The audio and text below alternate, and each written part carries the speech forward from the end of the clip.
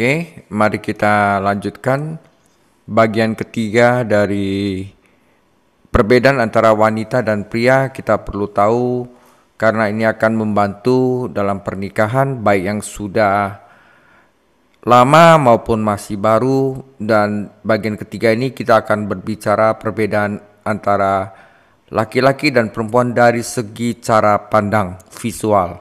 Oke, mari kita berdoa. Tuhan Yesus, terima kasih Engkau telah mengumpulkan kami. Sekali lagi kami akan giat belajar tentang apa yang telah Engkau ciptakan kepada kami, agar kami mengerti kehendak-Mu di dalam interaksi kami hari-hari ini. Tuhan Yesus, ajarilah kami, berikan kami pengertian sehingga kami dapat mengerti. Tuhan Yesus juga pimpin mulut, hati, bibir hamba, agar apa yang disampaikan benar-benar untuk memuliakan nama-Mu. Tuhan Yesus, jauhkanlah kami daripada yang jahat, lepaskanlah kami daripada pencobaan, karena Engkau yang punya kerajaan, kuasa dan kemuliaan sampai selama-lamanya. Amin.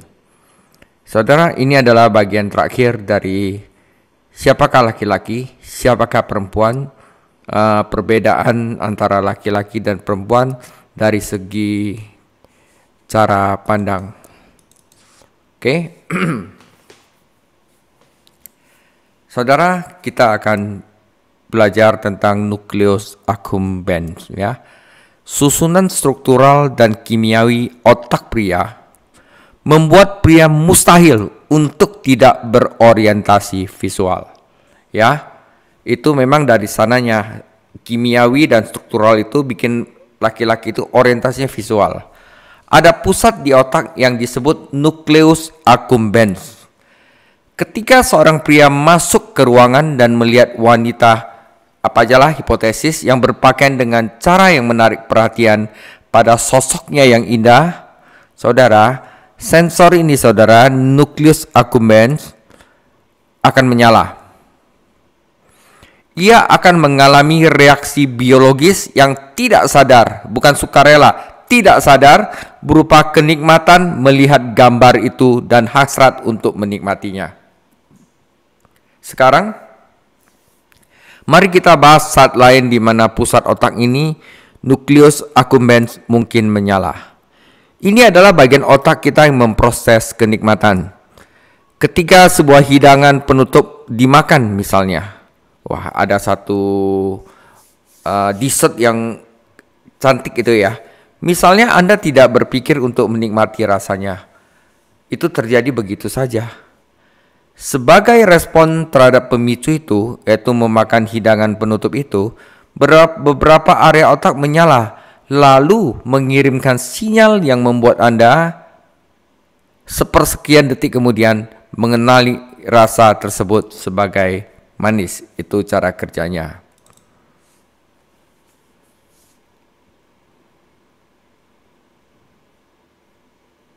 来看这个男性跟女性的结构，它的分别呀。男性大脑的结构和化学组成决定了它不可能不受到视觉的支配。大脑中有一个叫做副膈海的中心。当一个男人走进房间，看到一个假想的女人，她的穿着打扮引人注目，凸显了她美丽的身材时，她的副膈海克就会亮起来，她会不由自主的体检到异业的生物反应，并对这幅图画产生享受的欲望。现在让我们考虑一下这个大脑中心副膈核可能亮起来的另一种情况，这是我们大脑中会礼仪乐感的部分。例如，当你吃甜点时，你不会去想品尝它的味道，它就这样发生了。作为对这个触发因素，就是吃甜点的回应，大脑的几个区域会亮起来，并发出信号，让你在几分之秒之后识别出这种味道是甜的。 Oke, saudara. Jadi otak kita yang memainkan peranan ya. Oke, saudara, perbedaan gender dalam isyarat visual. Mari kita lebih spesifik. Anda mendekati sebuah pesta makan malam dan mengamati meja hidangan penutup. Bahkan mulai mengeluarkan air liur, saudara. Wah, sedap nih. Namun ada juga kesadaran bahwa hidangan utama belum disajikan. Dengan demikian, pusat kortikal, pusat berpikir kita kini aktif. Hal ini memungkinkan kemampuan untuk menunggu dengan sopan, menahan keinginan untuk hidangan penutup, dan menunggu tuan rumah menyajikan hidangan utama. Jadi saudara, ilmu saraf telah menunjukkan bagaimana reaksi pertama terhadap isyarat visual dalam diri pria dapat bersifat naluriah dan biologis, bukan sukarela, karena langkah selanjutnya adalah sebuah pilihan. Ya, seperti kita lihat hasrat hidangan penutup, tapi dalam pikiran kita pikir, oh makanan utama belum disajikan oleh tuan rumah, maka kita itu membuat pilihan untuk menunggu dengan sopan. Dengan demikian juga sama dengan kalau misalnya kita melihat visual, adanya sesuatu yang indah, ya. Kita mungkin bisa secara naluriah atau biologis suka dan berhasrat, nyala itunya. Tapi kemudian kita juga bisa membuat sebuah pilihan. Disinilah pria beralih dari godaan ke tindakan sehat dan benar, atau dari godaan ke dosa. Penting juga untuk dicatat bahwa reaksi pria berbeda jika gambarnya menarik tetapi tidak dianggap seksual. Cakep aja gitu loh. Pria mampu menghargai kecantikan sebagaimana wanita menghargai kecantikan. Dan itu termasuk memperhatikan apakah seorang wanita itu menarik tanpa mempunyai hasrat seksual. Jika wanita itu tidak minta perhatian terang-terangan pada tubuhnya, itu bukan masalah. Nukleus accumbens tidak menyala. Pakaiannya rapi, tertutup semuanya, tetapi wanitanya cantik. Ya, laki-laki itu bisa tiba-tiba menyala otaknya itu dan melihat dan mengagumi bahwa memang itu cantik. Ya, dengan demikian reaksi akan otomatis dan dengan demikian godaan tidak terpicu. Jadi itu bisa. Laki-laki lihat wanita tetapi tidak ada hasrat, cuma lihat bahwa dia memang cantik. 视觉提示的性别差异，让我们更具体一点。你走进碗园，观察着甜点做，甚至开始随缘异地。然而，你也意识到主菜还没有上来，因此大脑皮层就是思维中心被激活了。这时，你能够礼貌地等待。压制住吃甜点的冲动，并等待主人上主菜。因此，神经科学表明，男性对视觉线索的最初反应可能是本能的、生物性的，而非自愿的。然而，下一步是一个选择，这是一个男人从诱惑转向健康政治行为，或从诱惑转向罪恶的地方。同样值得注意的是，如果图片很吸引人，但没有被认为是性感的，男性的反应会有所不同。男性和女性一样能够欣赏美。这包括注意女性是否具有吸引力。如果女性没有引起人们对其身体的过度关注，那就没有问题。负荷荷不会激活自动反应，以此以致由此产生的诱惑并没有被触发。 Saudara, dalam kebanyakan kasus, ketika seorang wanita melihat pria menarik, saudara, itu yang ada yang seperti pria itu bisa menyala, nukleus akumennya tidak menyala. Tidak ada reaksi otomatis yang langsung dirasakan. Sebaliknya, ketertarikan visual biasanya dimulai di pusat kortikal. Artinya ini adalah respon yang berorientasi pada pikiran sejak awal. Jadi wanita itu tidak ada nyala seperti itu. Ia akan berpikir dulu, wah dia adalah pria yang menarik. Dalam cara berpikir perempuan, seorang perempuan hanya akan merasakan ketertarikan seksual jika ia peduli dan tertarik pada seseorang secara pribadi. Bagi perempuan, ketertarikan memang bersifat visual, tetapi hanya sampai taraf tertentu. Tetapi itu pun sangat emosional. Faktanya, dalam konteks emosional dan fisik kita, ketertarikan sejati tidak terpisahkan dari kedekatan dan keintiman dengan seseorang. Karena istri mencintai suaminya, ia tidak akan dapat membayangkan anatomi pria lain. Bahkan tidak dapat membayangkan untuk tergoda. Seorang pria dapat memiliki ketertarikan fisik pada suatu gambar, tetapi ketertarikan tersebut tidak sama dengan ketertarikan yang dialami oleh perempuan. Jadi itu beda, saudara. Dalam sebagian besar kasus, pria hanya tertarik pada gambar itu sendiri dan rasa senang yang diberikan oleh gambar tersebut. Ia tidak tertarik pada orang tersebut. Ya, tetapi perempuan sama sekali tidak dapat membayangkan anatomi pria yang lain. Itu bedanya. 我们再看视觉提示的性别差异。大多数情况下，当女人看到一个有魅力的男人时，她的副歌核并不会亮起来，她不会立即产生自动反应。相反，视觉吸引力通常始于皮层中心，也就是说，它从一开始就是以一种以思维为导向的反应。他会想，哇，他真有魅力。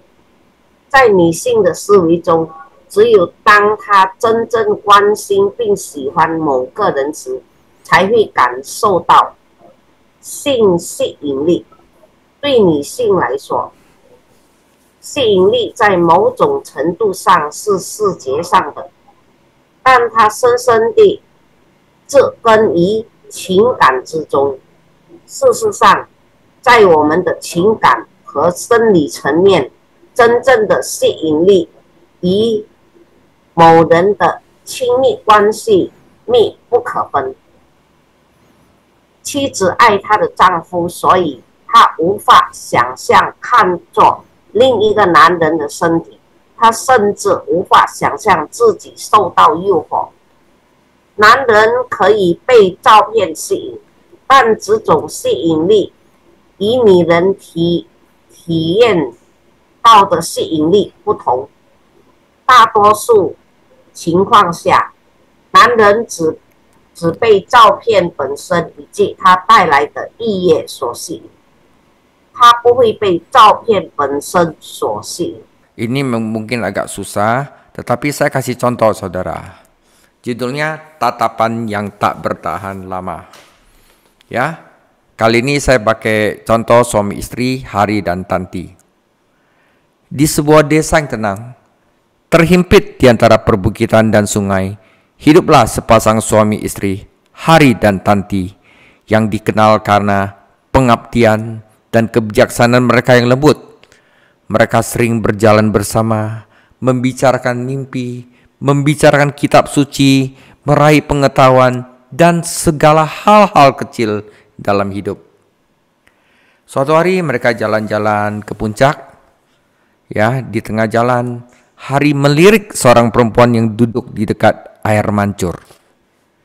Perempuan itu sedang membaca, sinar matahari menyinari bahunya, Posturnya anggun namun rendah hati. Ya, melirik, menatap. Tanti memperhatikan tatapan itu. Sekilas ada sesuatu yang menggetarkan hatinya.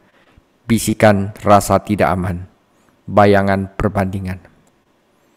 Kemudian di bawah pohon zaitun tempat mereka sering berdoa, Tanti mulai berbicara.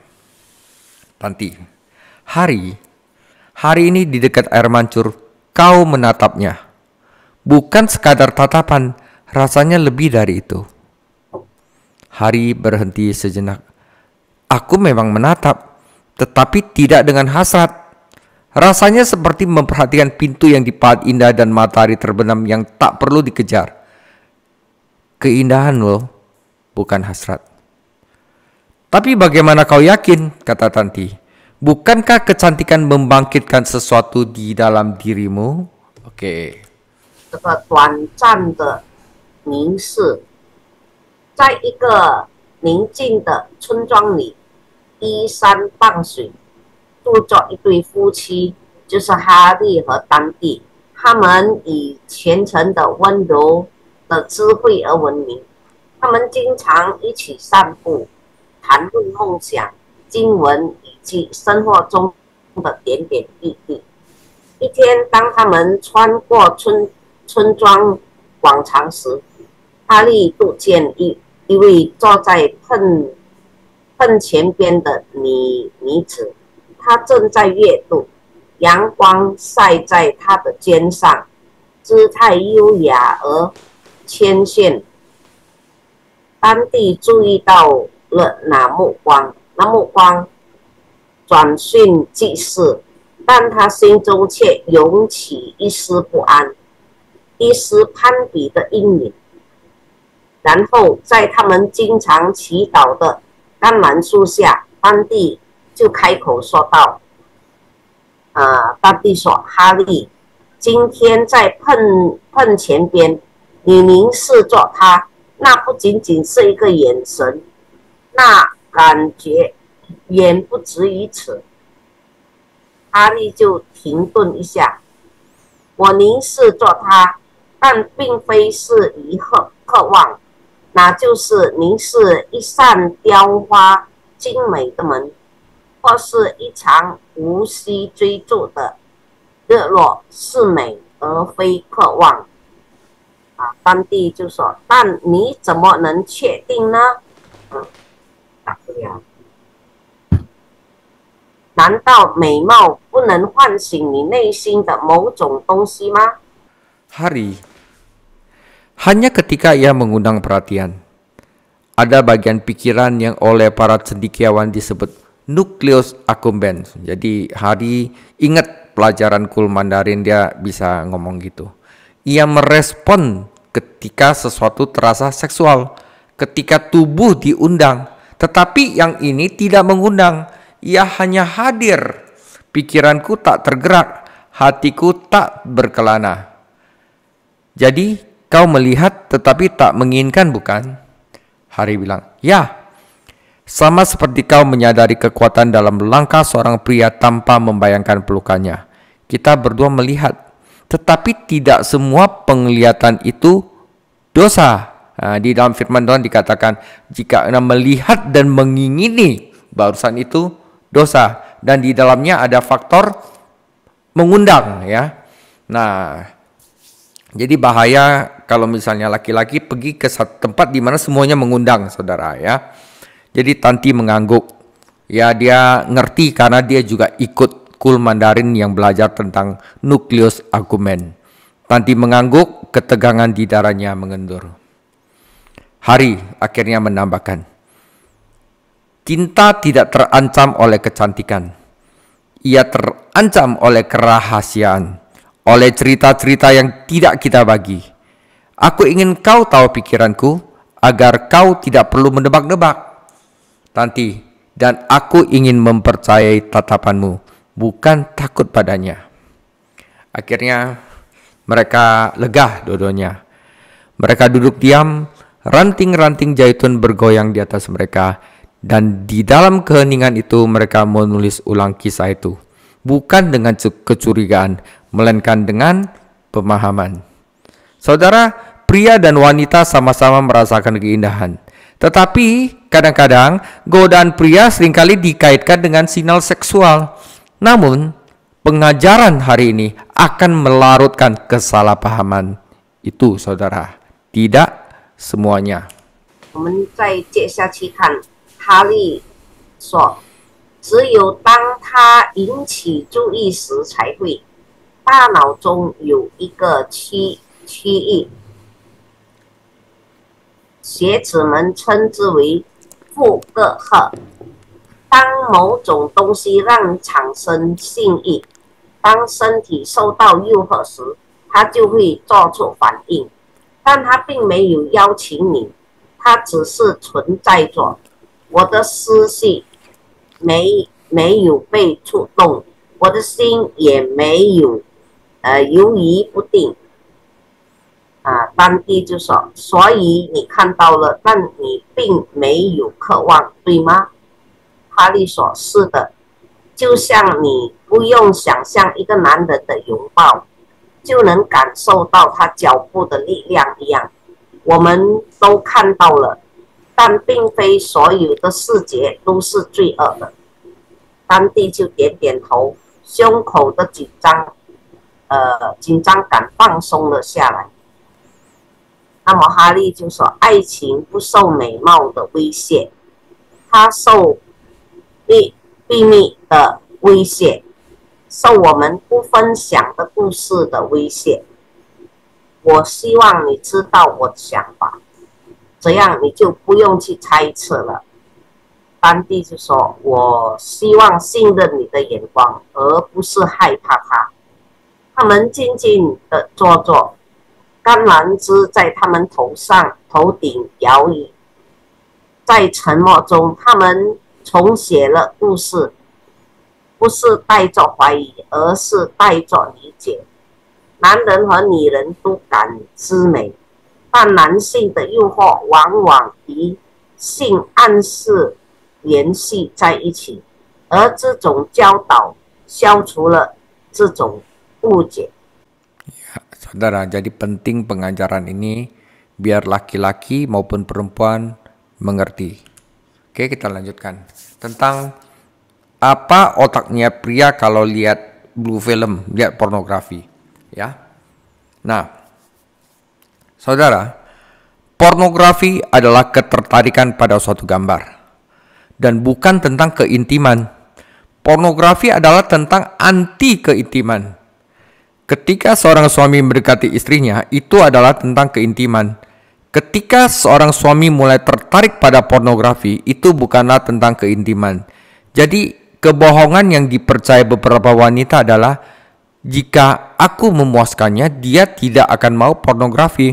Namun dia tidak menonton pornografi untuk keintiman. Jadi, jangan dijadikan saingan, saudara. Beda.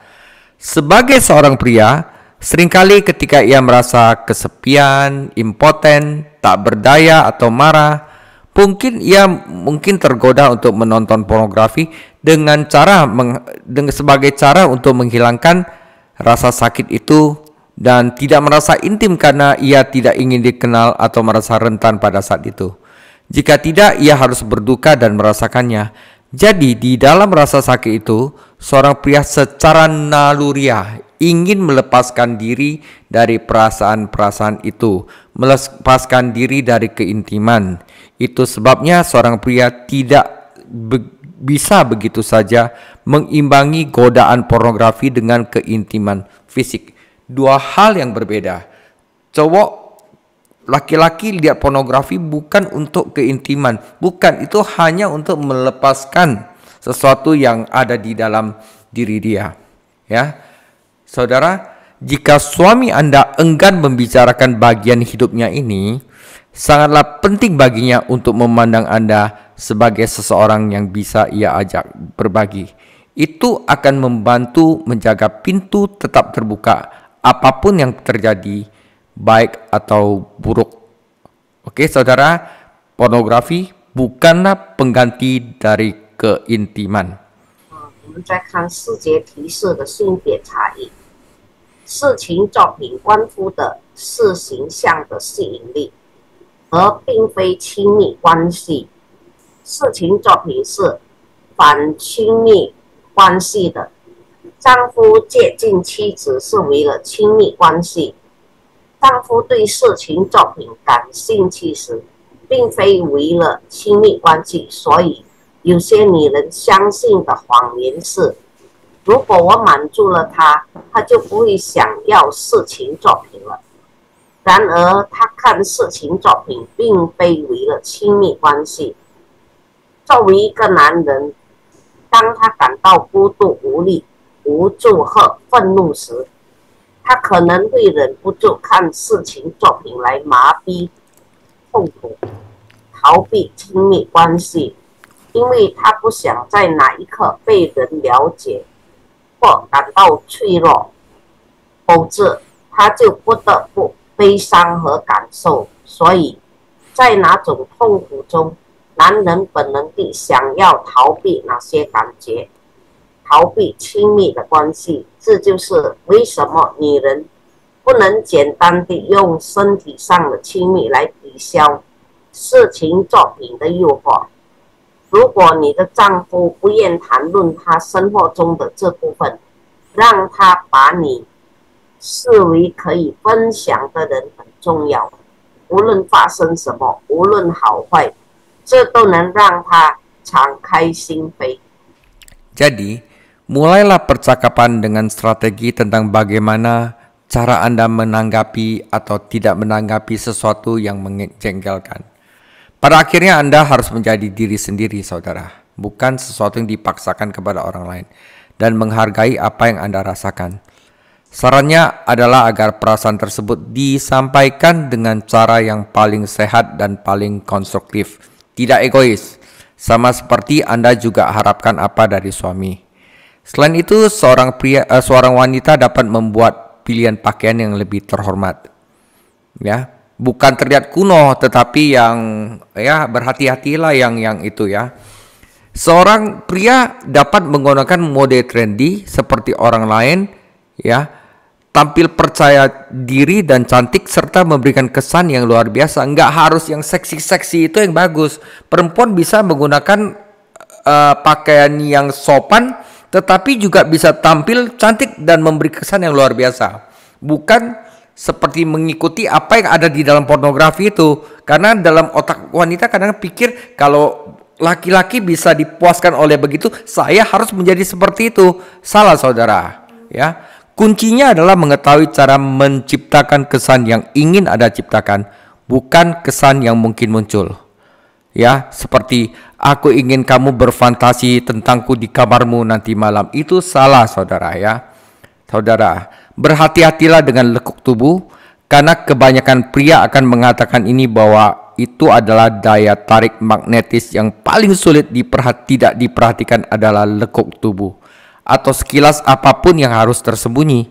Misalnya, seorang pria telah menyebutkan seberapa sering wanita menggunakan legging atau celana pendek spandek tanpa sesuatu seperti tunik untuk menutupnya. Lagi pula, mereka menunjukkan pakaian tersebut memeluk setiap lekuk tubuh seolah-olah ia telanjang dan dengan jelas memaksimalkan asetnya. 我们在看世界提示的性别差异，所以在对话开始时，先制定一个策略，想想如何回应或不回应，让你心烦的事情，最终你必须做你自己，尊重自己的感受。建议你用最健康、最有建设性的方式表达这些感受，就像你期望你的丈夫那样。此外，女性可以做出更尊重他人的着装选择。幸运的是，谨慎并不意味着显得老套。女性可以像其他人一样穿着时尚的服装，展现自信和美丽，并给人留下深刻的印象。关键在于知道如何创造你想要创造的印象，而不是你可能给人留下的印象。比如，我希望你今晚在你的卧室里分享我。要注意曲线，因为大多数男人会告诉你曲线很有魅力，最难忽视的就是曲线或任何应该隐藏的东西。例如，男人提到过，女人经常穿紧身裤或安论短裤，而不穿类似束腰外衣的衣服来遮盖它们。此外，他们指出，只件衣服紧紧贴合女性身体的每一条曲线，仿佛它是裸体的，显然最大限度地展现了她的身材。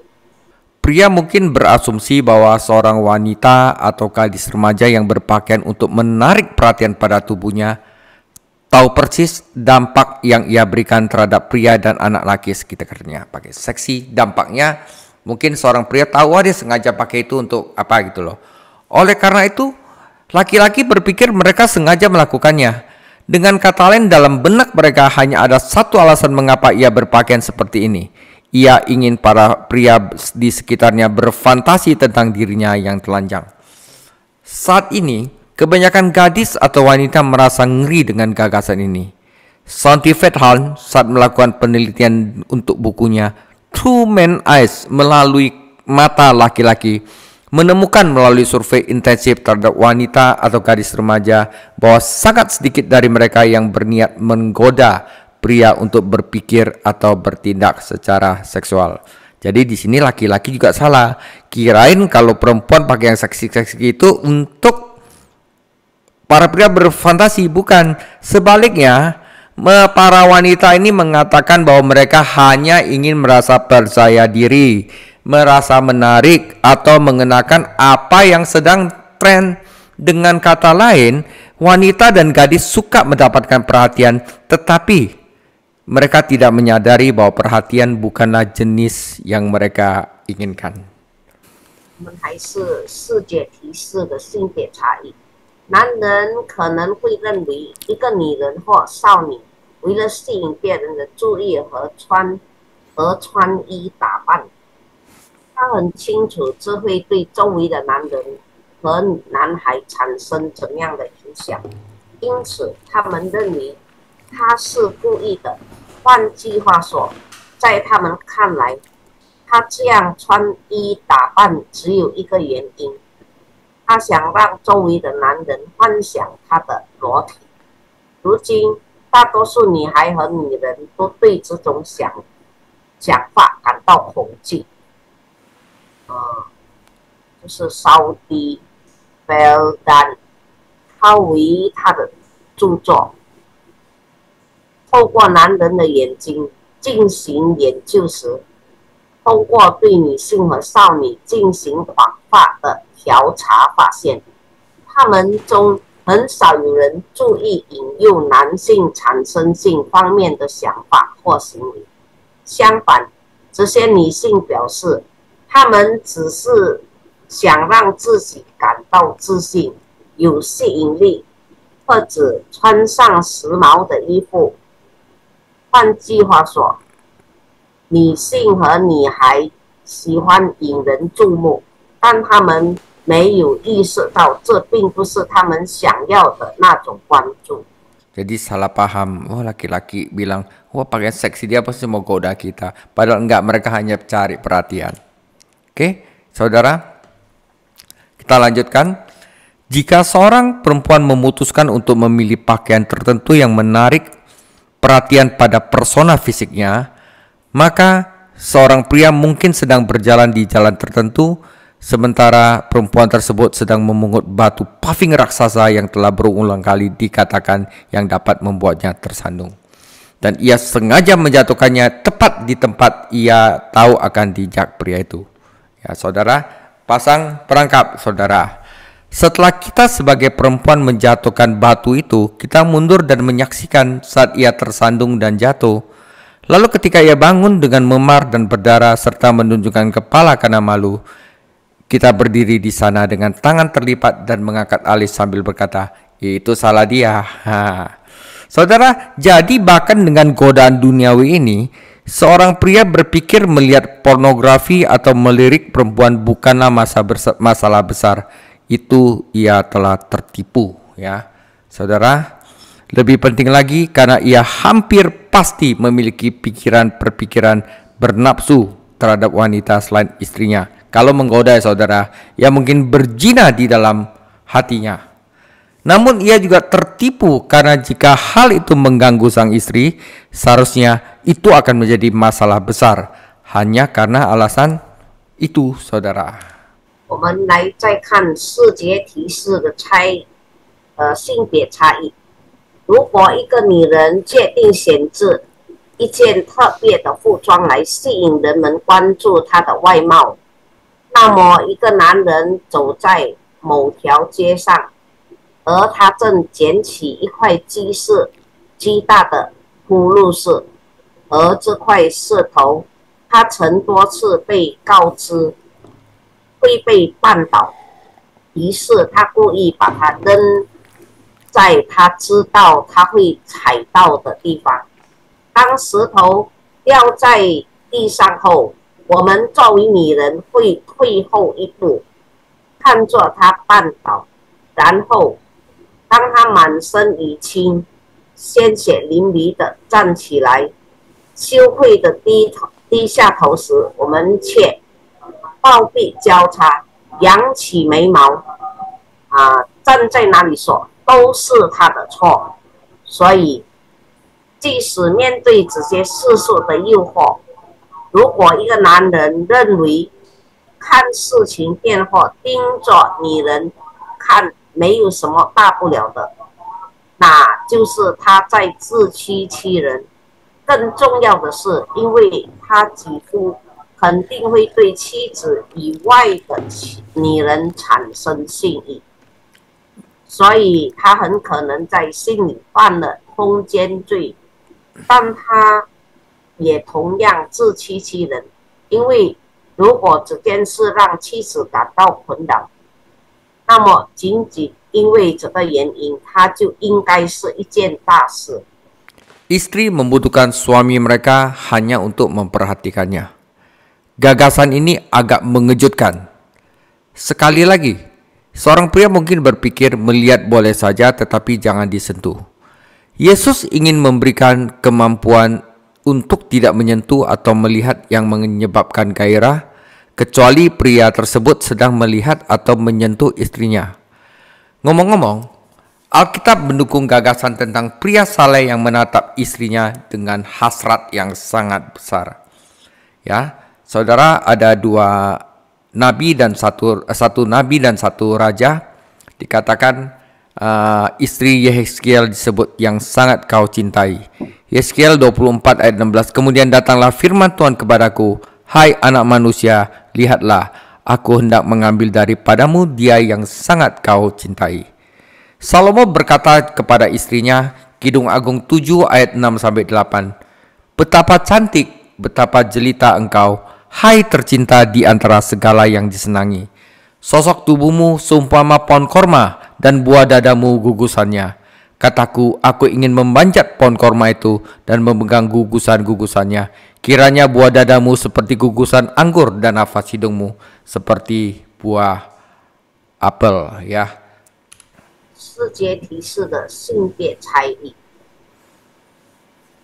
妻子需要丈夫只关注他们，这个想法有点令人惊讶。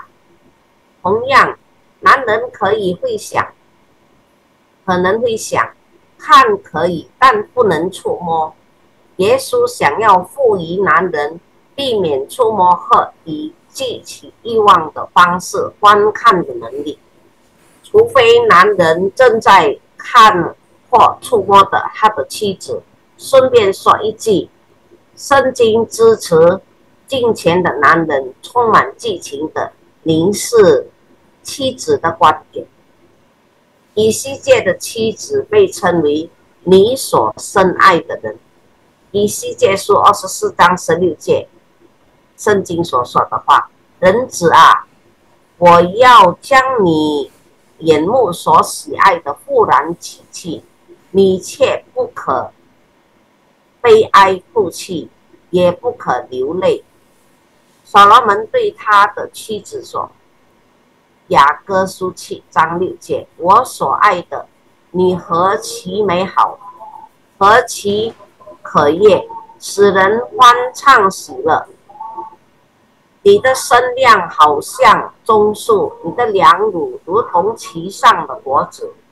下垂第8节，我说我要上至棕树，抓住枝子，愿你的两乳好像葡萄。下垂，你鼻子的气味香如苹果。Itu tentang ini, dan saya berikan penutup. Ya, tadi adalah perbedaan antara wanita dan pria. Ini adalah kebutuhan bagi istri dan suami ya. Wanita inginnya seperti apa? Wanita ingin laki-laki bersikap sabar, baik hati dan lemah lembut terhadap istri. Didengarkan istri Anda, jangan memotong pembicaranya. Jalin komunikasi yang terbuka dan sampaikan perasaan Anda kepadanya. Luangkan waktu bersama keluarga, hargai setiap anggota keluarga dan jadikan mereka prioritas. Dan yang keempat, jadilah pendeta di rumah Anda. Nah, suami pengen bagaimana? Ya, suami perlu merasa dihormati dan dihargai oleh istri mereka. Suami membutuhkan keintiman seksual. Suami juga membutuhkan persahabatan untuk tukar pikiran. Istri yang senang melakukan hal-hal yang menyenangkan bersama. Para suami membutuhkan dukungan domestik, admin lah, seorang istri yang mengurus rumah tangga.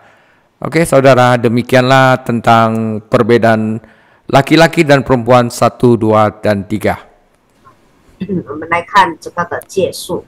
女性的需求，对妻子要有耐心、善良、温柔，倾听妻子的心声，不要打断她，保持开放的沟通，并与她分享你的感受，花时间陪伴家人，珍惜每一位成员，把他们放在首位，成为家中的牧者。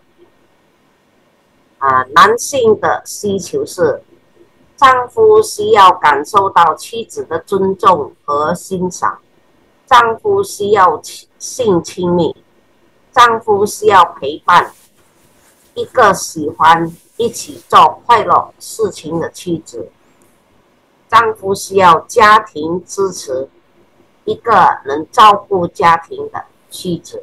2 minggu lagi cara untuk memecahkan konflik ya. Itu mungkin ada 3 sesi juga. Jadi di sini kita kalau misalnya ada konflik bagaimana kita untuk baik lagi gitu loh ya. Oke, gitu aja. Terima kasih. Tuhan Yesus memberkati.